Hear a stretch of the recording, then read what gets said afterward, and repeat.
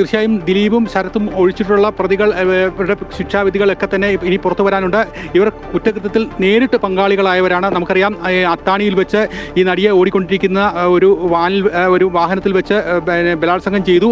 അതിനുശേഷം ഈ മാർട്ടിൻ ഉൾപ്പെടെയുള്ളവരാണ് ലാലിൻ്റെ വീട്ടിലേക്ക് എത്തിയെങ്കിലും പിന്നീട് മാർട്ടിൻ ഉൾപ്പെടെയുള്ളവരിൽ പങ്കാളിത്തം തിരിച്ചറിഞ്ഞാണ് മാർട്ടിനെ രണ്ടാം പ്രതിയാക്കിയത്. ഇവർ ഉൾപ്പെടെയുള്ളവർ ഈ ബലാത്സംഗത്തിലും ഗൂഢാലോചനയിലും ക്രിമിനൽ കുറ്റങ്ങളിലും നമ്മൾ നേരത്തെ സൂചിപ്പിച്ച വകുപ്പുകളിലെല്ലാം തന്നെ മുഴുവൻ വകുപ്പുകൾ നിലനിൽക്കുന്നതാണെന്ന് കോടതി കണ്ടെത്തിയിരിക്കുന്നു. പക്ഷേ ഇതിനകത്തെ സുപ്രധാനമായ ചോദ്യം, ദിലീപ് ഇതിൽ പങ്കാളിത്തം എന്നുള്ള ഗൂഢാലോചനയുടെ പങ്കാളിത്തം കൃത്യമായി കോടതിക്ക് മുമ്പിൽ തെളിവുകളോടെ അവതരിപ്പിക്കാൻ പ്രോസിക്യൂഷന് സാധിച്ചില്ല എന്ന് തന്നെയാണ് മനസ്സിലാക്കേണ്ടത്. കാരണം ദിലീപുമായി ബന്ധപ്പെട്ടാണ് ഈ കേസിൻ്റെ മുഴുവൻ ചർച്ചകളും വിവാദങ്ങളും ഉണ്ടായിക്കൊണ്ടിരിക്കുന്നത്. അതുകൊണ്ട് തന്നെ ദിലീപ് ഈ കേസിൽ 8ാം പ്രതിയാണെങ്കിൽ പോലും ദിലീപിൻ്റെ ഒരു പങ്കാളിത്തം, കാരണം ഈ കേസിൻ്റെ ഗൂഢാലോചനയുടെ സൂത്രധാരൻ, ആ കേസ് കൃത്യമായി കോടതിക്ക് മുമ്പിൽ തെളിയിക്കാൻ പ്രോസിക്യൂഷന് സാധിച്ചിട്ടില്ല. നമുക്കറിയാം, നേരത്തെ 2 പ്രോസിക്യൂട്ടർമാർ ഈ കേസിൽ നിന്ന് പിന്മാറിയിരുന്നു. കോടതി തങ്ങൾക്ക് അനുകൂലമായ രീതിയിലല്ല പ്രവർത്തിക്കുന്നതെന്നുള്ള ഒരു ആരോപണം ആ ഘട്ടത്തിൽ അന്ന് അവർ ഉയർത്തിയിരുന്നു.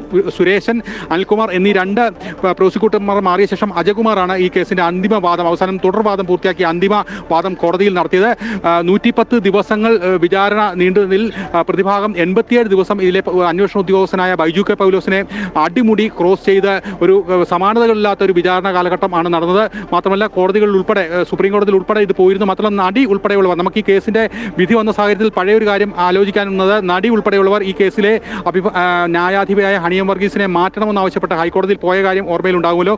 ഈ നടിയുടെ കൂടി ആവശ്യപ്രകാരമായിരുന്നു വനിതാ ജഡ്ജിയെ തന്നെ നിയോഗിച്ചത്. പക്ഷേ അതിനുശേഷം തനിക്ക് നീതി കിട്ടുന്ന രീതിയിലല്ല ഈ കോടതി നടപടികൾ മുന്നോട്ട് പോകുന്ന സംശയം ഉയർന്നപ്പോൾ നടി ഹൈക്കോടതിയെ സമീപിക്കായിരുന്നു. പക്ഷേ അത്തരം വാദങ്ങളെല്ലാം തന്നെ ഹൈക്കോടതി ആ ഘട്ടത്തിൽ തള്ളിക്കളയുകയും ചെയ്തു. പക്ഷേ എന്തുകൊണ്ട് ഈ ദിലീപ് ഇത്രയും ദുർബലമായ വകുപ്പുകളുടെ അടിസ്ഥാനത്തിൽ 85 ദിവസം ജയിലിൽ കിടന്നു എന്നുള്ള കാര്യം ഈ ഘട്ടത്തിൽ നമ്മൾ ആലോചിക്കേണ്ടതുണ്ട്. എന്തായാലും ദിലീപുമായി ബന്ധപ്പെട്ട ഗൂഢാലോചന കുറ്റം നിലവിൽ തെളിയിക്കപ്പെട്ടില്ല.